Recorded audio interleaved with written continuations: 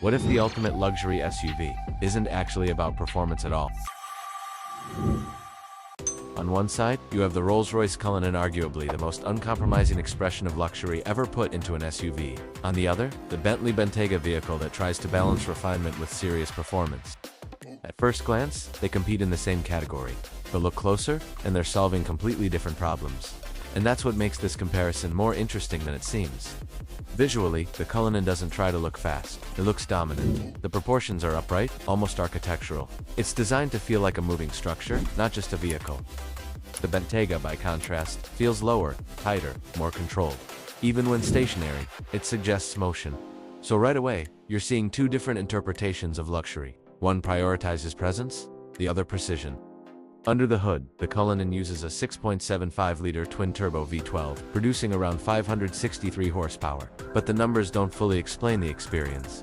Because the Cullinan isn't engineered to feel fast, it's engineered to feel effortless. Acceleration happens without urgency, almost like the vehicle is insulating you from the idea of speed itself. Now compare that to the Bentayga speed, a 4.0-liter twin-turbo V8 pushing up to 641 horsepower, 0 to 60 in about 3.4 seconds. Top speed around 193 miles per hour. This is where things shift. The Bentayga doesn't hide its performance, it presents it. You feel the acceleration, you're aware of the speed. So the question becomes, which approach is more valuable? Do you want to feel speed, or do you want speed to disappear? This is where the gap becomes even clearer. The Cullinan is designed around isolation. Road imperfections are minimized. Noise is reduced to almost nothing. The experience is controlled, predictable, and calm. It's less about driving and more about being transported.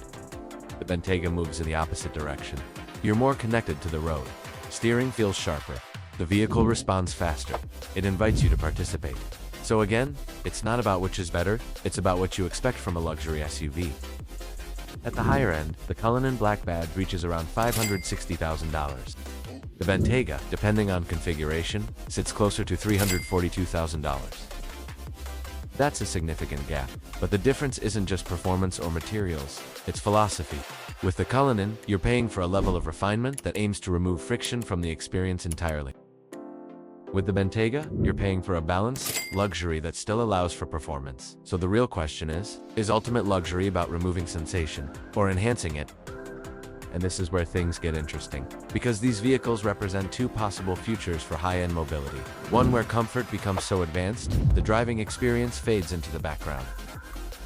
And another where performance continues to matter, even in the most refined environments.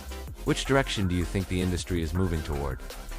If you're interested in how technology is reshaping luxury and performance, you can subscribe along here for more breakdowns like this. The Cullinan and the Bentayga aren't just competing SUVs, they're competing ideas.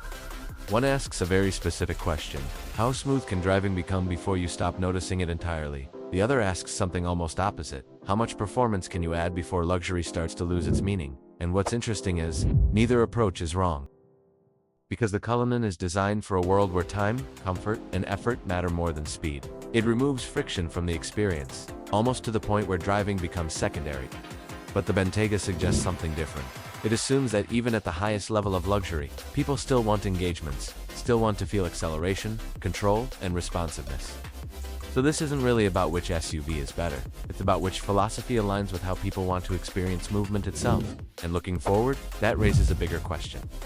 As technology continues to evolve, will luxury move further toward isolation and simplicity, or will it keep blending performance into the experience, even when it's no longer necessary?